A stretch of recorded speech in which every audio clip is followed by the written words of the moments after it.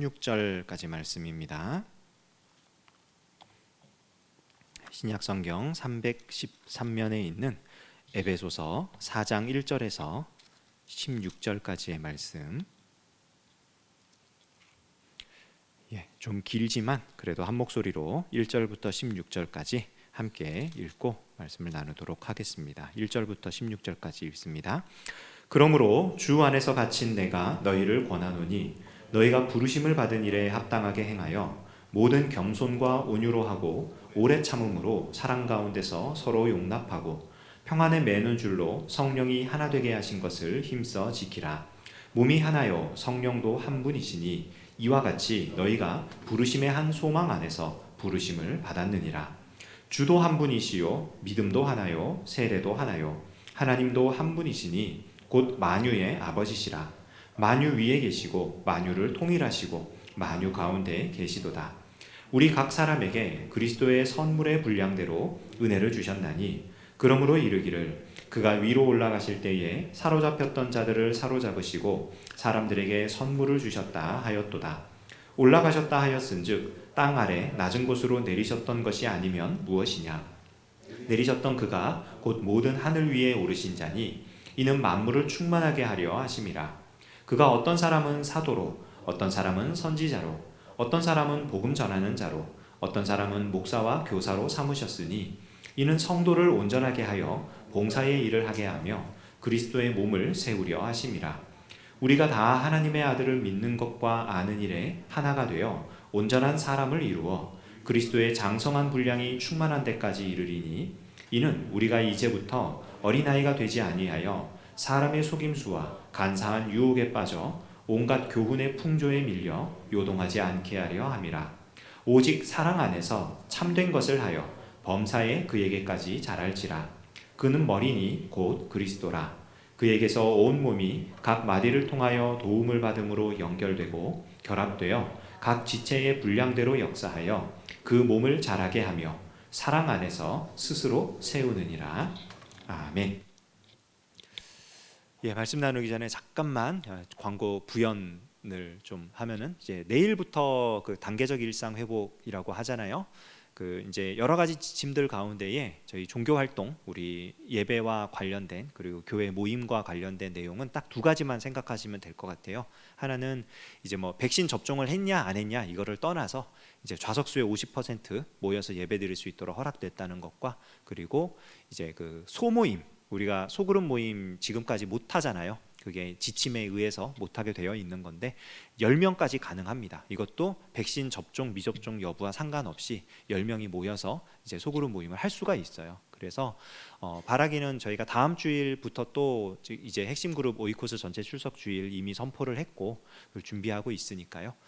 바라기는 다음 주부터 우리가 이제 모여서 예배하는 일에 아까도 언급했지만 광고 시간에 언급했지만 본당 좌석 수가 지금 적게 잡으면 500명, 많이 잡으면 600명입니다. 근데 그 이제 그렇게 따지면은 50%로 했을 때 이제 250명, 300명 요 사이가 돼요. 주보를 보시면 아시겠지만 저희가 한 280명으로 지금 이제 책정을 하고 이렇게 좌석을 이제 조정을 좀 할 거예요. 스티커나 이런 부분을 조정을 할 건데 저희 청년부 제적이 그 작년 말 기준으로 해가지고 120명입니다. 그러니까 이제 250석에 비하면 이제 우리 제적이 더 적죠. 그러니까 그 자리가 남는 거니까 이제는 뭐 오셔도 상관이 없다는 뜻입니다. 지침에 어긋나는 일은 전혀 없으니까요. 와서 함께 예배하는 일에 힘쓰면 좋겠고 또 소그룹 모임도 저희가 10명씩 모일 수가 있으니까요. 지금 현재도 사실 이제 우리 새내기들 이제 새내기라 부르기도 이제는 참 그렇죠. 10개월 지났으니까 그죠? 우리 딱 이제 그 이제 공이 또래 모임들 하고 그다음에 이제 새가족반 모임하고는 사실상 진행을 하고 있습니다. 소규모이고 저희가 그런 지침들도 온라인으로도 하고 오프라인으로도 하고 여러 가지 이런 모임들을 하고 있는데 이제 10명 이하의 모임은 항상 진행이 가능한 상황이기 때문에 저희가 사실은 내년부터 하려고 생각하고 있는 것들이 있어요. 간사들하고 같이 뭐 생각하고 기도하고 이렇게 준비하자 저렇게 준비하자 막 하는 것들이 부분들이 있는데 조금 더 이제 생각을 하고 또 해가지고 모임을 빨리 시작할 수 있도록 준비할 테니까요. 일단 뭐 모여야 뭐가 되죠. 모여야 되니까 일단 뭐 와서 예배 드리는데 힘을 써주시면 좋겠고, 또 하나 그 3번 광고였었나요? 그 직분자 투표가 11월 중에 있습니다. 다음 주일은 저희 뭐 전체 추석주일 행사니까 와서 예배 드리고 또 선물 받아 가시는 데 집중하시면 되겠고, 그 다음 주하고 그 다음 주 11월 둘째 주와 셋째 주에 그 직분자 투표를 저희도 해요. 저희도 하는데 저희 그 청년부에서는 부장 집사님도 그렇고 부감 집사님들도 그렇고 전부 다 그 후보에 올라 계십니다. 올라 계시기 때문에 저희가 열심히 표를 이렇게 해줘야 돼요.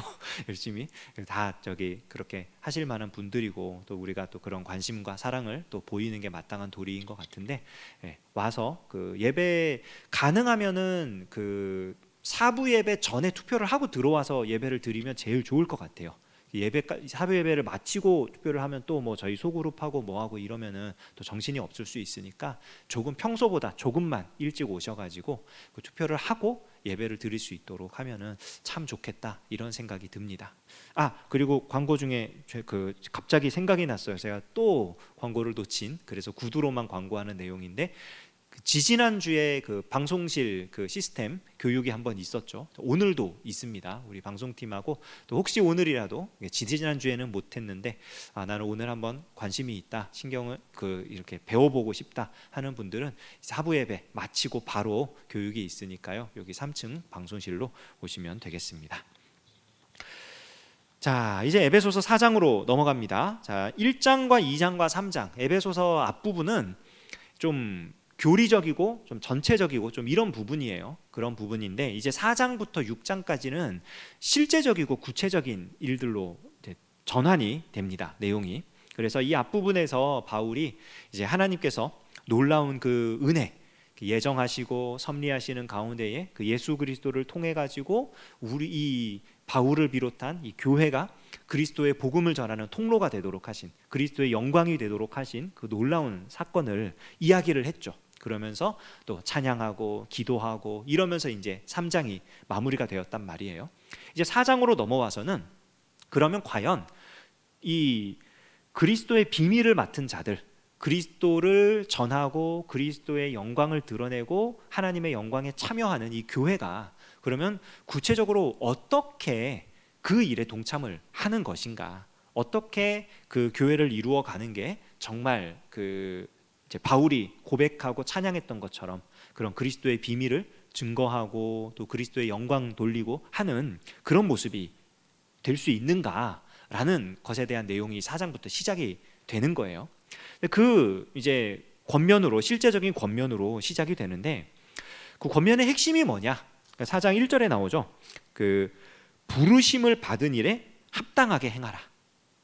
부르심을 받은 일에 합당하게 행하라.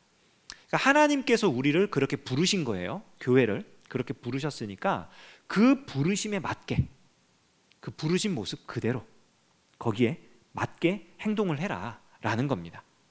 여기서 우리가 생각해 볼 게 뭐냐면은 그 하나님께서 우리를 부르셨다라고 했을 때 전에 한번 말씀드렸지만 한 번도 하나님께서 개인적인 그 부르심, 개인의 구원을 최종 목적으로 삼거나 그거를 끝으로 부르심을 끝내거나 이러신 적은 없어요.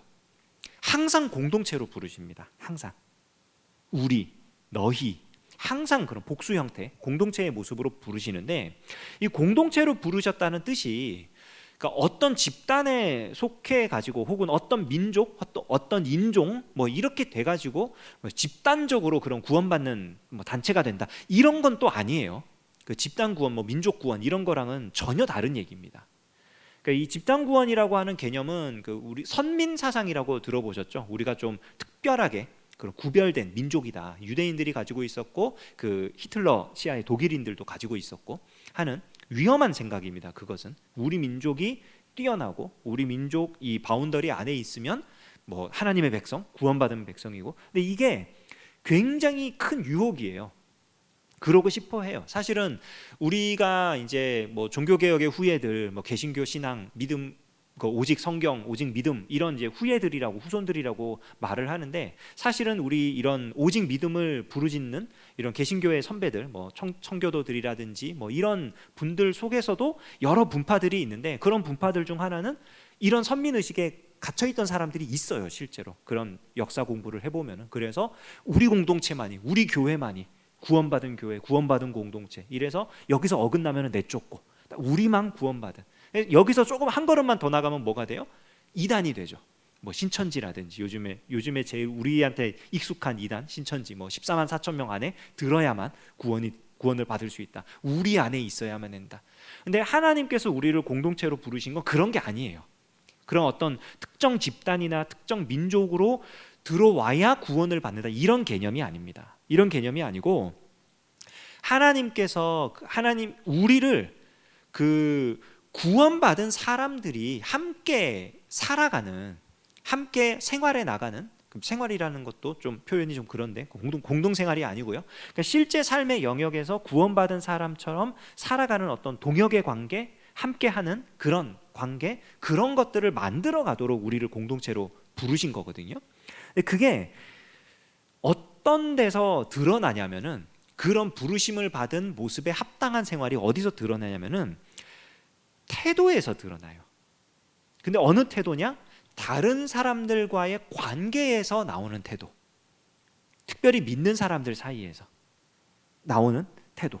그게 이제 그 2절과 3절에서 나오는 건데, 여기 모든 겸손과 온유로 하고 오래 참음으로 사랑 가운데서 서로 용납하고 평안에 맺는 줄로 성령이 하나 되게 하신 것을 힘써 지켜라.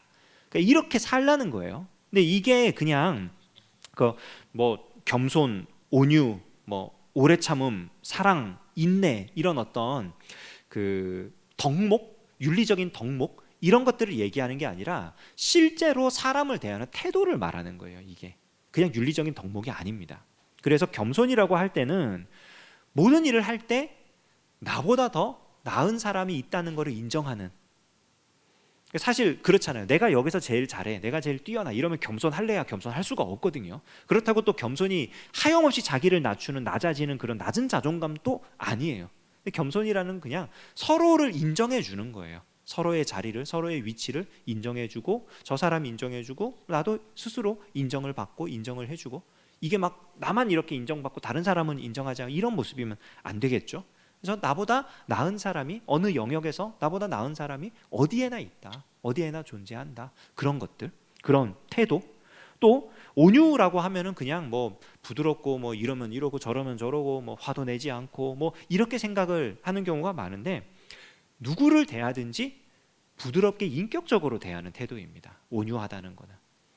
그러니까 막 보통 사람들이 그렇잖아요. 나보다 조금 뭐 높은 사회적 지위나 나보다 더 힘이 세거나 이런 사람 만나면은 되게 부드럽고 낮은 자세로 대하고, 나보다 힘이 약하거나 나보다 사회적으로 낮은 자리에 있거나 이렇게 딱 판단이 되면 아주 강압적으로 대하고, 사람이 보통 그런 본성을 가지고 있거든요. 그게 죄악된 본성 중 하나인데, 근데 온유는 그러지 않은 거예요. 그냥 저 사람이기 때문에 사람처럼 대해주는 거예요.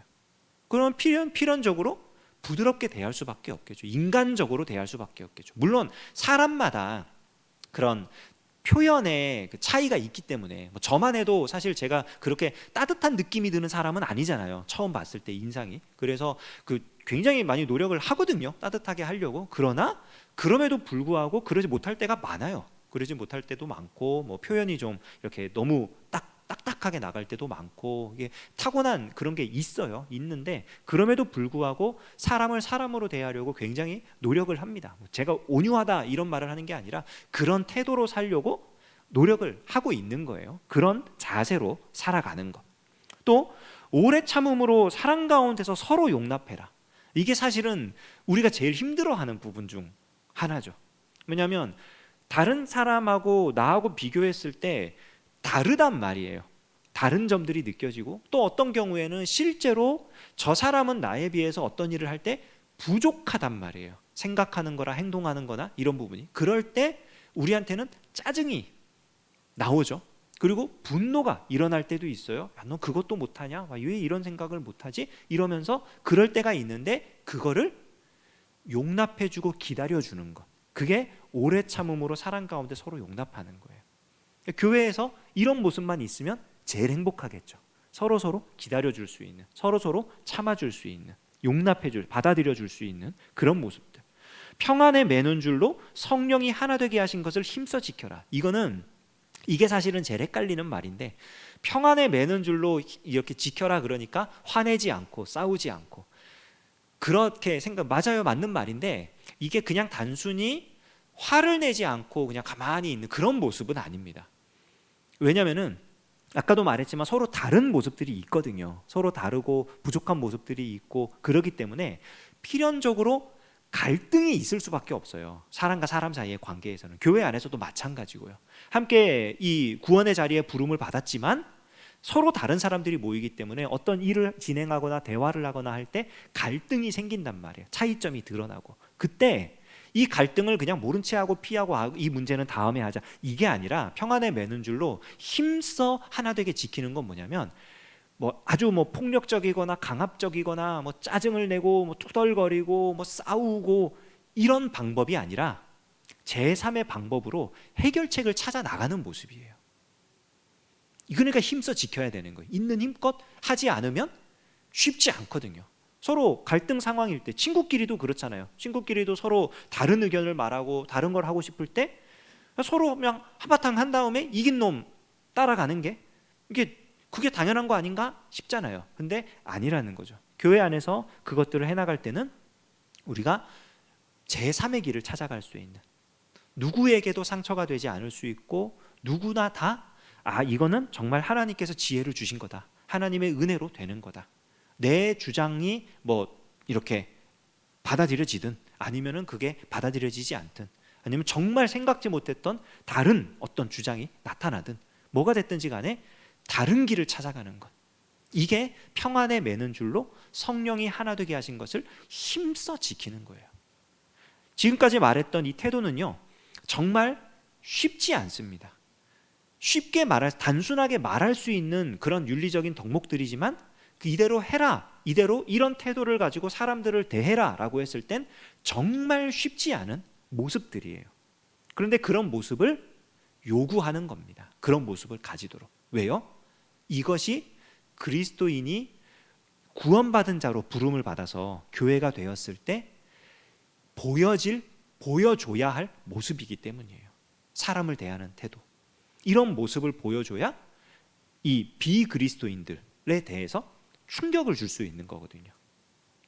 저 사람들은 정말 겸손하구나, 저 사람들은 정말 온유하구나, 저 사람들은 문제를 기가 막힌 방법으로 풀어나가는구나, 저 사람들은 기다려줄 줄 아는구나, 저 사람들은 서로를 받아들여줬구나, 정말 가족 같구나, 이런 모습을 나타내 보이도록 바울이 권면을 하는 거예요. 근데 이렇게 할 수 있는 이유가 뭐냐면, 우리가 교회로 부름을 받았기 때문입니다. 다르게 말하면 그리스도의 한 몸, 하나의 몸으로 부름을 받았기 때문에 이게 가능하다고 바울은 말하는 거예요. 이 부르심의 주체가 누굽니까? 하나님 아버지세요. 하나님 아버지를 뭐라고 묘사해요, 바울이? 만유 위에 계시고 만유를 통일하시고 만유 가운데 계시다. 이거는 세상을 만드시고 그리고 예수 그리스도를 통해 세상을 구속하시고 지금도 이 세상을 다스리고 계시는 그 하나님을 표현을 한 거예요. 만유 위에 창조주로서 초월자로서 계시는, 그러나 만유 안에 예수 그리스도의 성육신을 통하여서 이 세상을 구속하신, 그리고 만유 가운데, 그리고 만유를 통일하시고 그리고 만유 가운데, 이 만유 안에 이렇게 구원받은 그리스도를 통해 그리스도로 말미암아 거듭난 하나님의 백성들이 살아가는 이 세상 안에서 그 사람들을 통해서 하나님께서 이 세상을 다스리고 계심을 보여주는, 그러니까 하나님이 그렇게 역사를 하신다는 거예요. 그러니 이 땅에서 존재하고 있는 교회가 정말 중요한 거죠. 그 하나님의 통치와 그 하나님의 이런 역사의 모습을 나타내 보여야 할 사명을 가지고 있는, 그리고 그 사명이 바꿔서 말하면은 지난주까지 계속 살펴봤던 예수 그리스도의 신비를 증거하는 그런 모습이라는 거예요. 이렇게 한 몸으로, 하나님께서 우리를 한 몸으로 부르셨을 때 우리가 또 생각해야 될 게 뭐냐면요, 하나가 되도록 하였다, 한 몸이 되었다 라고 하면 우리 통일성을 생각하잖아요. 통일성 하면 딱 생각나는 게 군대 조직, 뭐 학교, 요즘에는 또 두발 자유화가 많아서 별로 안 그런데 예전에만 하더라도 뭐 남자들 머리카락 스포츠 머리로 잘라야 되고 교복 똑같은 거 입어야 되고 군복하고 똑같죠. 군인들하고 똑같이 머리카락 잘라야 되고 이제는 뭐 군대도 두발 자유화 한다 그러더라고요. 조만간. 그 통일 완전히 똑같은 그런 모습, 단일화된 모습을 가진 걸 우리는 통일성이라고 생각을 하는데 하나님께서 한 몸으로 부르셨을 때는 그 통일성은요 단일화된 모습이 아니에요. 우리 몸을 보십시오. 우리 몸에 똑같이 생긴 장기, 똑같이 생긴 기관 하나도 없습니다. 심지어는 똑같은 기능을 수행하는 눈만 봐도요 오른쪽 눈과 왼쪽 눈이 달라요. 똑같은 일을 하는 손만 봐도 오른쪽 손과 왼쪽 손이 달라요. 다 달라요. 하지만 한 몸이에요. 교회로 부름받은 성도들이요 사실은 이와 같은 모양으로 부름을 받았습니다. 이거를 아주 멋들어진 표현으로 바울이 이렇게 말하죠. 그리스도의 선물의 분량대로 은혜를 주셨다. 그리스도께서 각각 지목하신 대로, 지정하신 대로, 배분하신 대로 은혜를 받아서 한 몸을 이루어 간다. 신체 기관 중 제일 쓸모없는 곳이 어디일까요?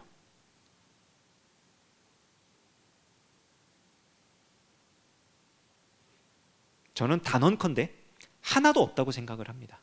정말로. 어느 하나가 좀 다치거나 기능을 상실하거나 이렇게 되면 너무 힘들어요. 살아가는 게 너무 힘들어요. 근데 평소에는 그것을 한 번도 생각해 본 적이 없어요. 이게 정말 소중하다, 중요하다. 제일 많이 예로 드는 게 뭐 새끼발가락?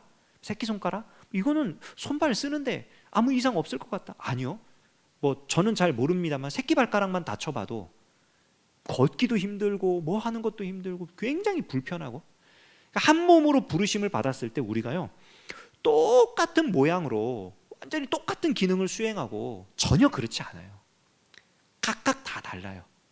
그것이 기가 막히게 하나가 되어서 한 몸을 이루어 가는 겁니다. 근데 이걸 위해서 바울이 특별한 그 직책이라고 할까요? 직분이라고 할까요? 이런 사람들을 또 소개를 합니다. 뭐냐면 어떤 사람은 사도로, 어떤 사람은 선지자로, 어떤 사람은 복음 전하는 자로, 어떤 사람은 목사와 교사로 삼았다. 이렇게 이야기를 해요. 이 여기 나오는 직분들 가만히 보십시오. 이 직분이라 그래야 될지 직책이라 그래야 될지 직업이라 그래야 될지 모르겠지만 이 모습, 이것들을 보십시오. 한번. 사도, 선지자, 복음 전하는 자, 목사, 교사, 전부 다 뭔가 교회에서 전임으로 일하는 그런 사람들의 모양이잖아요. 전부 다. 사도는 전적으로 예수님 따라다녔던 사람들이고, 선지자는 말씀 받아가고 가르쳤던 사람들이고, 복음 전하자는 순회 전도자고, 목사 교회에서 일하는 사람이고, 교사 뭐 아주 헌신되게 그 교회에서 사역하는 그런 사람들이잖아요. 근데 여러분 이게요 그 생각을 하셔야 돼요. 에베소서가 기록된 당시에는 눈에 보이는 교회 건물과 조직화된 교회가 있었을까요? 없었을까요? 없었어요. 교회 건물이 처음 생긴 거는 신약 성경이 다 기록된 이후에 100년 정도 지나서야 교회 건물이라는 것이 처음으로 생깁니다. 역사상에. 성경에서 말하는 교회는 건물이 아니에요. 한 번도 교회라고 하는, 교회라는 이름을 붙인 건물의 개념으로 교회를 말한 적이 없습니다. 성경은. 그러면 조직화된 어떤, 물론 조직이 있었죠. 예루살렘 교회 때부터 집사를 세웠고 뭐 장로를 세웠고 해가지고 조직이 있었죠, 분명히. 그러나 오늘날의 개념처럼 직분의 개념으로 교회 조직을 운영하는 그런 개념의 장로, 집사, 권사, 목사, 교사, 이런 직분, 직책, 이런 개념은 없었습니다. 그러니까 지금 바울이 말하는 사도, 선지자, 복음 전하는 자, 목사, 교사, 이거는 교회에서 일하는 그런 사람들 얘기하는 게 아니에요. 어떤 사람들을 얘기하는 거냐면 이 다음 절을 보시면, 이는 12절, 이는 성도를 온전하게 하여 봉사의 일을 하게 하며 그리스도의 몸을 세우려 하심이라. 성도를 온전하게 하여 봉사의 일을 하게 하며 그리스도의 몸을 세우려 하심이라. 여기 최종 목적이 뭐냐면 그리스도의 몸을 세우는 거예요. 그리스도의 몸 뭐예요? 교회예요. 교회를 교회되게 하는 거예요. 그리스도의 몸을 세운다는 게. 아까 건물로서의 개념 없다 그랬잖아요. 교회가 교회로서 살아가는 거. 아까 말했던 겸손하고 온유하고 오래 참고 이런 모습을 보이며 살아가는 그런 교회 공동체가 되도록 하는 게 그리스도의 몸을 세우는 거예요. 그게 최종 목적이에요. 근데 그걸 위해서 어떻게 해요? 성도를 온전하게 만든다. 한 사람 한 사람의 성도들이 내가 있는 자리에서 아까 그런 모양으로 살아갈 수 있도록 말씀을 가르칠 수 있는 사람들을 하나님이 그래서 보내주셨다라는 뜻이에요. 교회에 이런 직분자들을 세웠다는 뜻이 아니고. 그래서 이런 사람들을 통해서 말씀을 배우고 말씀으로 무장을 하고 이렇게 됨으로써 온전하게 되어서 교회를 만들어 간다. 그럼 온전하게 되는 게 무슨 말이냐? 지금도 온전한 사람인데 우린 다 크지 않았습니까? 성인이 됐으니까 이젠 키도 덜 크고 키가 옆으로 크는 일밖에 남지 않았는데 대체 뭐가 온전하게 하는 거냐 성도를?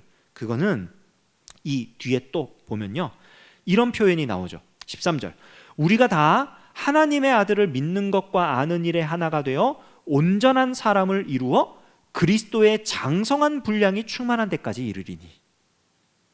그리스도의 장성한 분량이 충만한 데까지 이르리니. 장성했다. 이거 얘기했었죠. 강하다라고 하는 표현. 아이가 자라고 강하고 같은 말이거든. 같은 표현이거든요. 그러니까 흔들리지 않는 그런 튼튼한 몸을 가지는 튼튼한 어떤 신체 능력을 가진 그런 지경까지 자라나는 그런 이미지예요. 그런 개념인 건데 그리스도의 장성한 분량이 충만한 데까지 자라나는 게 온전한 사람이 되는 거예요. 그러니까 말씀을 통해서 우리가 예수님을 알고 그 예수님을 믿고 그리고 그 예수님을 닮아가는 그것. 그래서 결국 예수님처럼 말하고 행동하고 이렇게까지 되는 게 온전해지는 거예요. 물론 이것은 우리가 100% 도달할 수 없는 목표점입니다. 왜냐하면 우리는 예수님이 될 수 없거든요. 그거는 인정해야 돼요.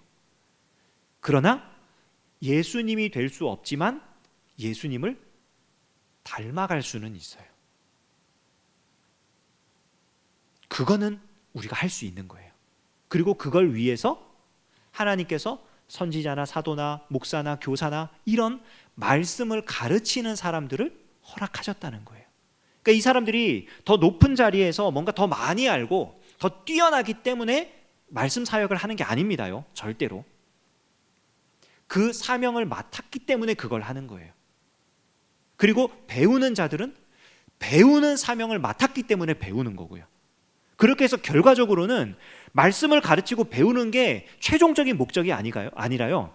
말씀을 가르치는 자나 배우는 자나 전부 다 예수님처럼 예수님을 닮아가서 그들이 이 예수님처럼 말하고 행동하는 그 모습을 나타냄으로써 그들의 모임이 그들의 어떤 생활하고 있는 그 영역들이 교회다움을 보여줄 수 있는, 그게 바울이 권면하고 있는 부르심을 받은 일에 합당하게 행하라 라고 하는 말의 설명이에요.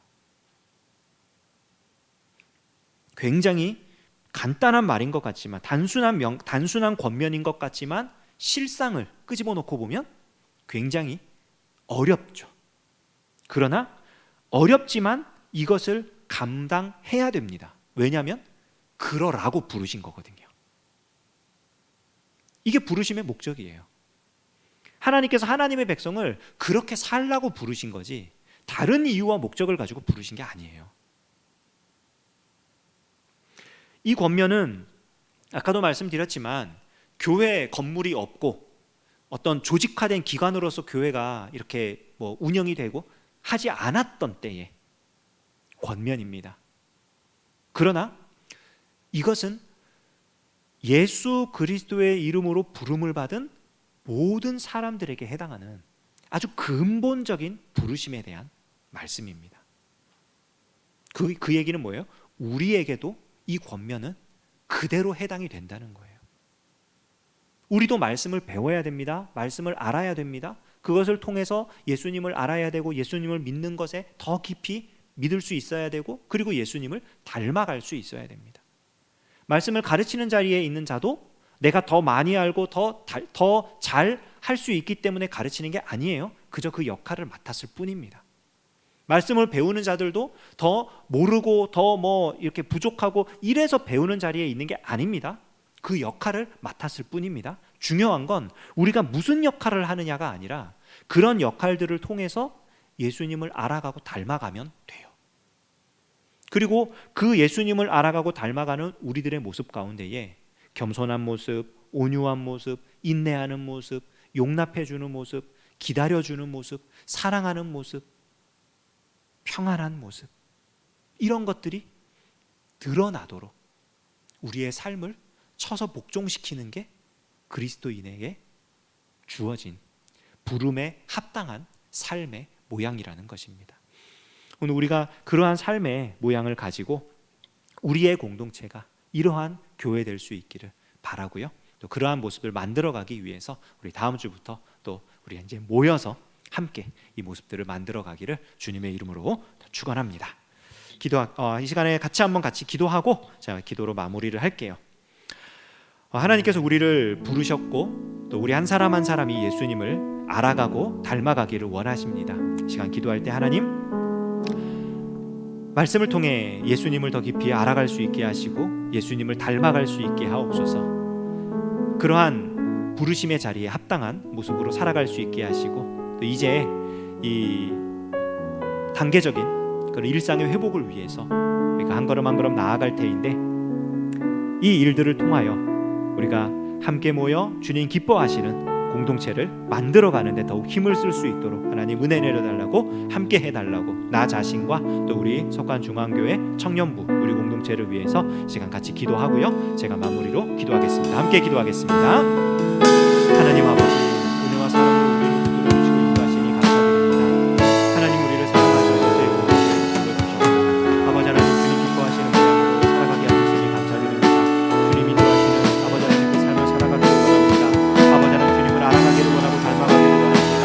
한 사람 한 사람을 붙들어주시고 하나님 우리가 부르심을 받은 일에 합당한 모양으로 자라갈 수 있도록 하나님 역사하여 주시옵소서. 아버지 하나님, 우리가 노래로 고백했던 것처럼 말씀으로 배웠던 것처럼 아버지 우리가 한 몸으로 부르심을 받아 아버지 하나님 주님 기뻐하시는 아버지 하나님 한 몸을 이루어가기를 원하는데 하나님 그 일을 위하여 말씀을 가르치는 자나 말씀을 배우는 자가 자기의 자리에서 성실하게 그 일을 감당할 수 있도록 하나님 역사하여 주시고 아버지 우리가 아버지 그 일을 감당해 나갈 때 실제로 예수님을 알아가고 예수님을 닮아가는 놀라운 역사가 일어나게 하여 주시옵소서. 하나님 바라기는 우리 단계적인 삶의 회복을 아버지 나라에서도 원전해 나가려고 합니다. 아버지 하나님 우리들을 붙들어주시고 역사하여 주시사 아버지 하나님 이런 과정 가운데 더욱더 아버지 하나님 주님 기뻐하시는 교회 모습을 만들어갈 수 있도록 하나님 주관하여 주시고 아버지 우리 한 사람 한 사람이 주님이 기뻐하시는 모양으로 자라가게 주님이 아버지 함께 하시는 귀한 교회를 만들어갈 수 있도록 하나님 주관하시고 역사하여 주시옵소서.